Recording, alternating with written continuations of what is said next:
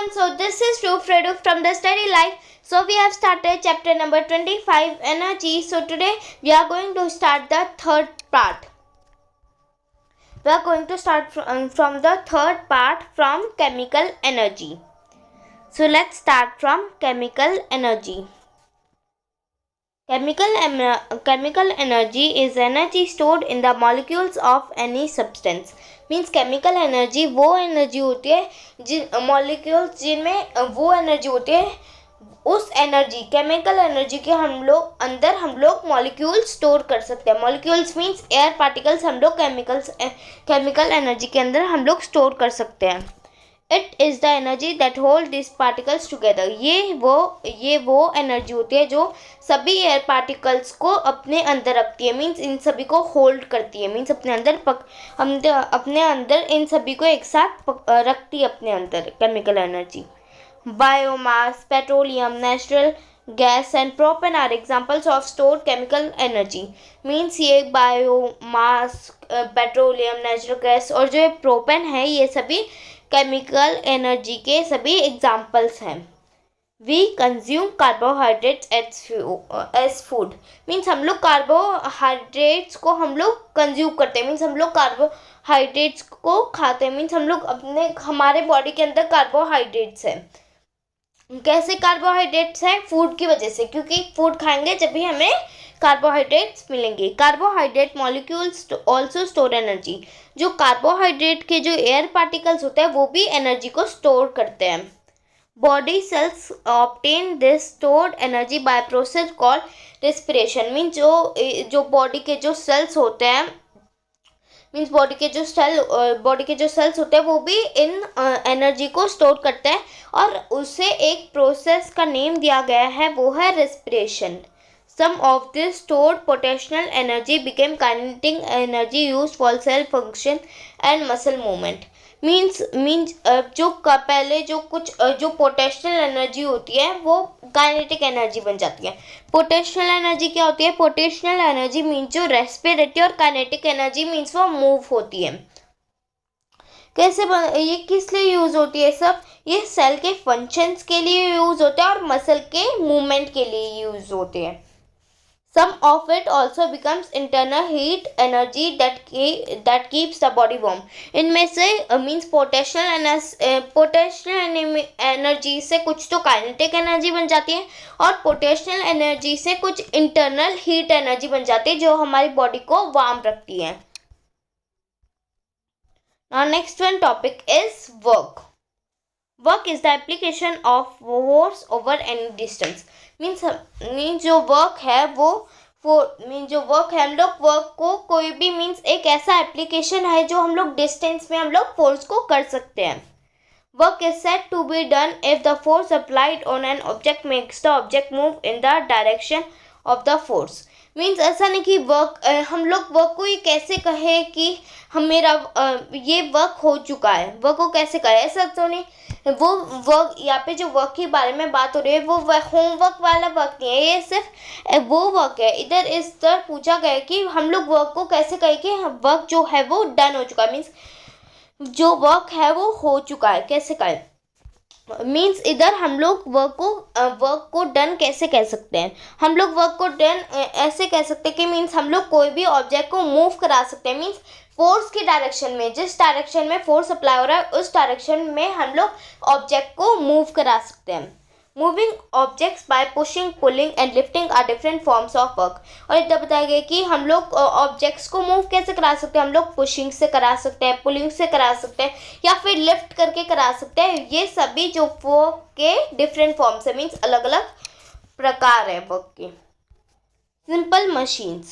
Simple machines make work easier for us. Means जो simple machine होती है वो हमारे लिए काम को बहुत ईजी बनाती है.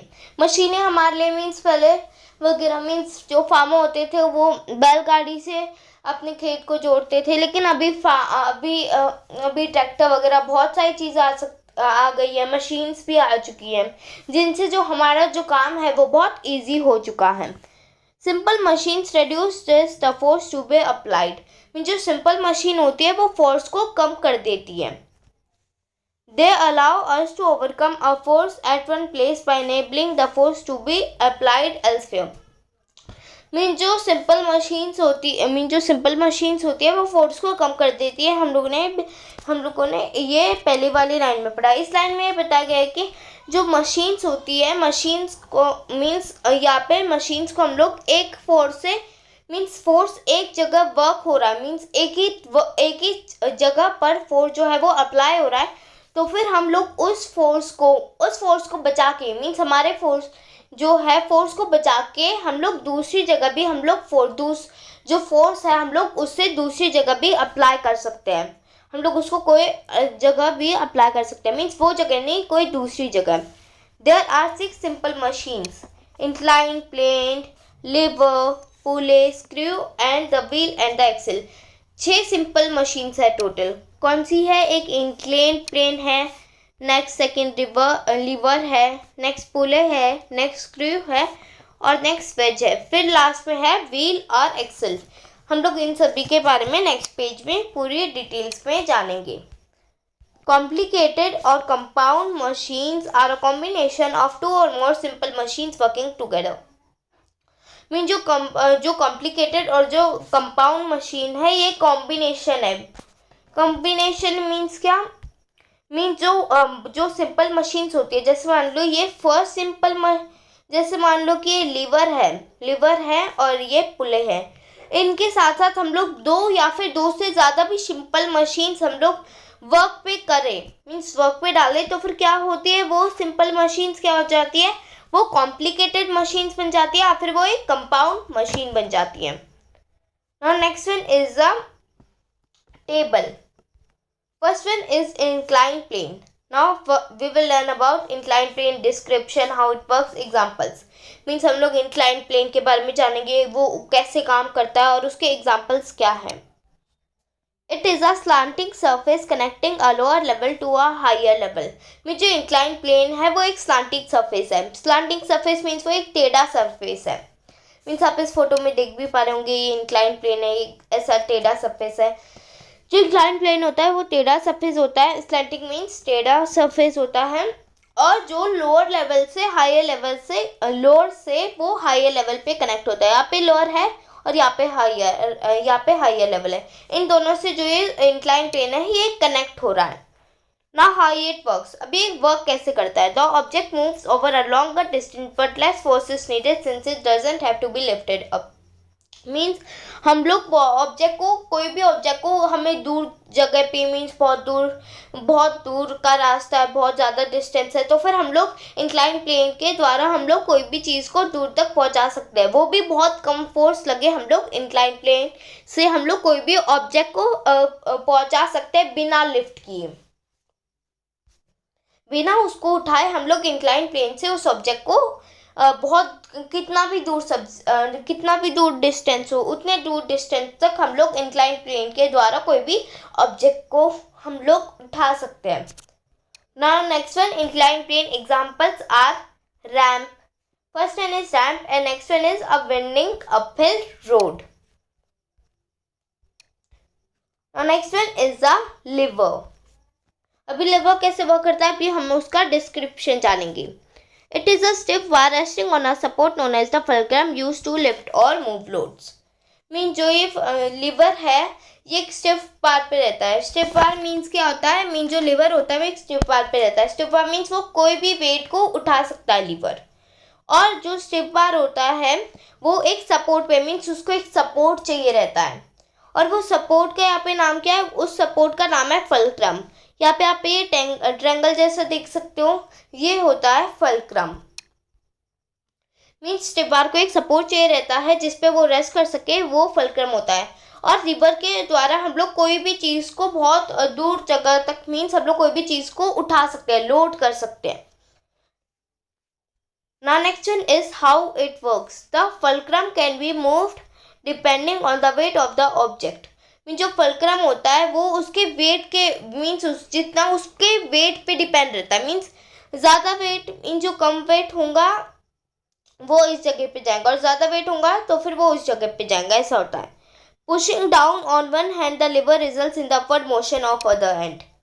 मीन्स इधर बताया गया कि मीन जैसे मान लो वो जो ऑब्जेक्ट है वो इस साइड जा रहा है, तो फिर जो दूसरे वाला होगा वो ऊपर होगा, वो नीचे नीचे नहीं जाएगा। और जो ऑब्जेक्ट है वो अनदर साइड जा रहा है, तो ये जो नीचे है ये ऊपर आ जाएगा, ऐसा होगा। Now examples of lever are a seesaw, a bottle opener, and now a claw hammer. Now there is a pulley. Pulley third simple machines है. It uses grooved wheels and a rope to rise, lower or move a load.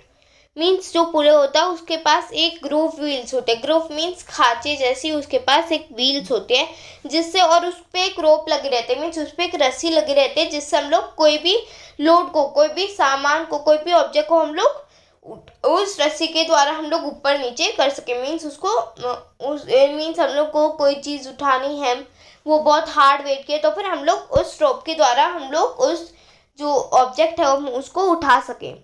Work is made easier because pulling down on a rope is easier than lifting a weight. Now how it works हम लोग देख रहे हैं। How it works means work is made easier because pulling down on a rope is easier than lifting a weight. Means इतना बताया गया कि ये जो वर्क है बहुत ईजी है। कैसे ईजी है? क्योंकि इससे अच्छा हम लोग अपने हाथ में उसको उठाए, उससे अच्छा तो हम लोग ये है कि रस्सी को पकड़कर हम उस ऑब्जेक्ट को ऊपर उठा सके, उस ऑब्जेक्ट को हम लोग उठा सके, लिफ्ट कर सके। Now next one is examples. Examples क्या है पुले के? एक फ्लैग पोल है और एक ब्लेंस है। Now next one is a screw. Now we will learn about description. It is an incline plane wrapped around a central axis. Mean जो screw है वो एक इंक्लाइन प्लेन है। इंक्लाइन प्लेन क्या होता है? मीन्स ऊपर से एकदम ऐसा और नीचे से मीन्स ऊपर से थोड़ा ज़्यादा मीन्स ऊपर से थोड़ा मोटा और नीचे से एकदम पतला पतला। और वो एक सेंट्रल एक्सिस के चारों तरफ है। सेंट्रल एक्सिस मीन्स आप इधर देख पा रहे हैं ऐसे यहाँ पे सेंट्रल एक्सिस मीन्स क्या होता है? ये स्क्रू है और ये जो सेंट्रल एक्सिस है ये ऐसे बंधे हुए हैं, ये होता है सेंट्रल एक्सिस। मीन जो ये स्क्रू है ये सेंट्रल एक्सिस के चारों तरफ है। मीन स्क्रू के चारों तरफ यहाँ पे सेंट्रल एक्सिस है। Now next one is the how it works. ये स्क्रू कैसे काम करता है? It holds thing together and और लिफ्ट्स मटेरियल। मीन स्क्रू कोई भी चीज़ को उठा सकता है या फिर उसको अपने पास मीन्स उसको टंगा सकता है। मीन्स वॉल फ्रेम वगैरह, वॉल फ्रेम, मिरर, ये सब चीज़ों के लिए स्क्रू आता है। मीन्स कोई भी ऑब्जेक्ट को हम लोग उठा सकते हैं स्क्रू की मदद से। Now examples are the car jack and a spiral staircase. Now next one is the wedge. Now we will learn about its description. It is an object with at least one slanting side in a sharp edge. Means ये एक object है जिसकी एक ही slanting side means in a sharp edge. Means wedge भी एकदम उसकी तरह होता है लेकिन पूरा उसकी तरह नहीं होता। ऊपर से एकदम मोटा जैसा होता है और नीचे से वो भी एकदम टेढ़ा जैसा होता है। जैसे फोटो वो टेढ़ा है, वो दोनों साइड से टेढ़ा है, लेकिन इधर बताया गया कि वो दोनों साइड से तो टेढ़ा है लेकिन वो एक साइड से थोड़ा ज़्यादा ही टेढ़ा है, दूसरे साइड से कम है और एक साइड से ज़्यादा है। और उसमें एक शार्प एज भी होता है, मीन्स एक नोकीला भी रहता है, नोकीला पार्ट भी रहता है वेज में। फिर अभी नेक्स्ट है हाउ इट वर्क्स। वेज कैसे काम करता है? It is use to cut or split things apart. Means वो कोई भी चीज को कट कर सकता है या फिर उसके टुकड़े कर सकता है। Next now wedge examples. Wedge के एग्जांपल्स क्या क्या है? वेज के एग्जांपल्स है एन एक्स। मीन्स वेज के एग्जांपल्स है एक एक्स या फिर एक knife. Now next one, last one is the wheel and axle. A wheel, now we will learn about its description. A wheel with the rod known as the axle through its center lifts or move loads. Mean जो wheel होती है आप circle जैसा देख पा रहे हैं, wheel है और उसमें एक रोड भी लगा हुआ है। रोड मीन्स क्या? यहाँ पे एक व्हील है, ये सर्कल जैसा यहाँ पे आप देख पा रहे हैं, ये एक व्हील है ऐसा सर्कल जैसा, और ये ऐसा जो पार्ट यहाँ पे है ये पार्ट है रोड। हम अभी ये जो मीन्स ये जो रोड है हम उसको क्या कहते हैं? इस रोड को हम लोग एक्सल कहते हैं जो उसके एकदम सेंटर में इस व्हील के। और ये जो एक्सेल होता है, यही इसी एक्सेल की मदद से, मीन्स इस व्हील और एक्सेल की मदद से हम लोग कोई भी भारी से भी भारी चीज़ को हम लोग उठा सकते हैं। Now we will see wheel and axle काम कैसे करता है, how it works. As the axle turns, the wheels move a greater distance such that less force is needed to move it. Mean जैसे हम लोग उस एक्सेल को turn कर दे, उस एक्सेल को घुमा दे, तो जो व्हील होती है वो बहुत ज़्यादा डिस्टेंस तक चलती है और उसमें बहुत लेस फोर्स, मीन्स बहुत कम फोर्स भी उसको चलाने के लिए बहुत यूज़ होती है, बहुत कम फोर्स, मीन्स इतनी ज़्यादा ताकत नहीं लगती। Now next one is examples. What are this examples of wheel and axle. Wheel and axle के एग्जाम्पल्स है एक टॉय कार या फिर एक door knob. So now we will learn complex machines. Compound machines are a combination of two or more simple machines working together. Mean जो compound machine है, means हम लोग दो या दो से ज़्यादा सिंपल मशीन को हम लोग कंबाइन कर दे, जोड़ दे, तो फिर एक कंपाउंड मशीन्स बनेगी। और जो कंपाउंड मशीन होंगी वो इन सभी सिंपल मशीन के एक साथ वर्क करेंगी, इनके साथ वर्क करेंगी। अब जो सीजर्स है, फर्स्ट वन क्या कंपाउंड मशीन है, फर्स्ट वन है सीजर्स। यहाँ पे आप फोटो में भी देख पा होंगे, ये है scissors. Scissors, the two arms of a pair of scissor are levers. Mean जो ये दो आर्म आप देख पा रहे हैं सीजर्स के, मीन जो ऐसे जो ये दो आर्म है सीजर्स के, इनको हम क्या कहते हैं, इनको हम लिवर कहते हैं। The cutting edges of the scissor blades are wedges. Mean जिससे हम लोग जो सीजर के अंदर जिससे हम लोग कट करते हैं, जिससे हम लोग कट करते हैं वो वेजेस होते हैं। यहाँ पे आप देख पा रहे हैं, इससे हम लोग कट करते हैं ना इस सीजर के, इन्हें हम वेज कहते हैं। जिनसे हम लोग जिससे हम लोग कट करते हैं, मीन जिससे हम लोग कोई भी चीज़ को कट करते हैं, ये वेजेस होते हैं। मीन्स जो सीजर के लिए जो ब्लेड्स होते हैं उन्हें हम वेज कहते हैं। यहाँ पे फोटो में भी बताया कि ये वेजेस होते हैं, ये दोनों। Now next one is cork screw. Cork screw is how cork screw is this one, like that is the corkscrew. This is the corkscrew. Now what is the features of corkscrew? The handle at the top is a wheel and axle. Means इधर बताया गया कि जो corkscrew में जो handle है, handle means क्या है, मीन्स जहाँ से हम लोग ये पकड़ते हैं, ये जो हैंडल है, ये हैंडल क्या है, हैंडल ये जो है, ये है हैंडल, इसे हम व्हील एंड एक्सेल कहते हैं। Next one line is the spiral metal piece that screws into the cork is a screw.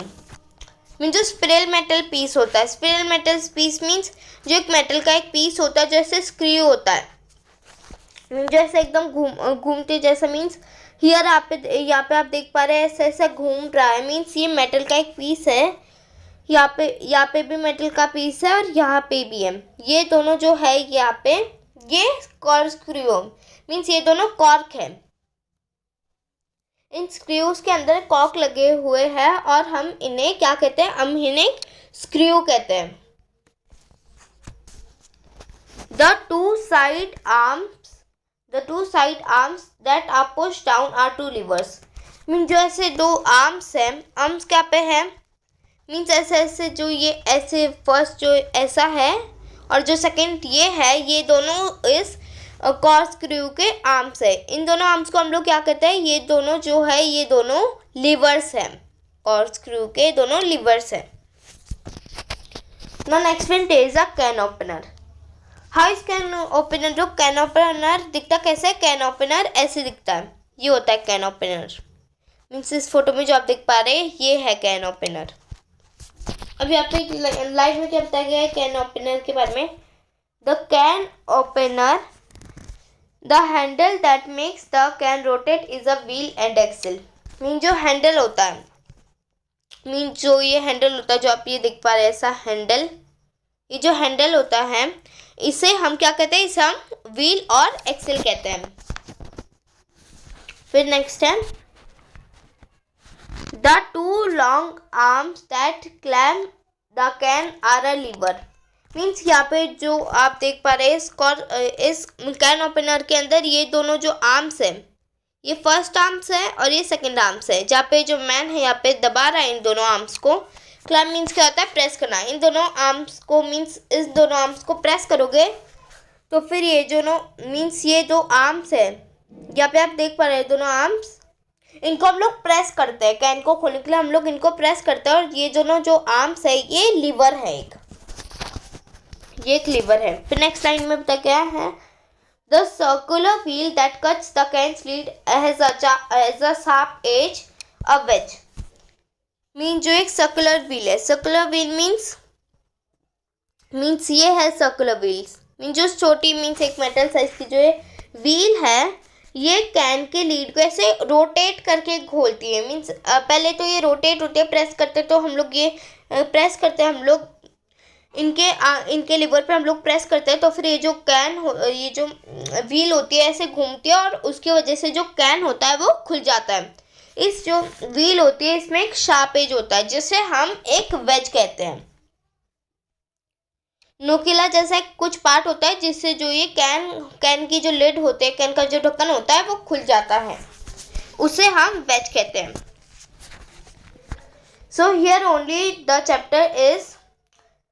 From the next video, we will start the 28th chapter, Saving the Environment. If you have liked this chapter, so please comment in the comment box. Thank you for watching this video. Please like, share and subscribe my channel. Thank you for watching. Bye bye.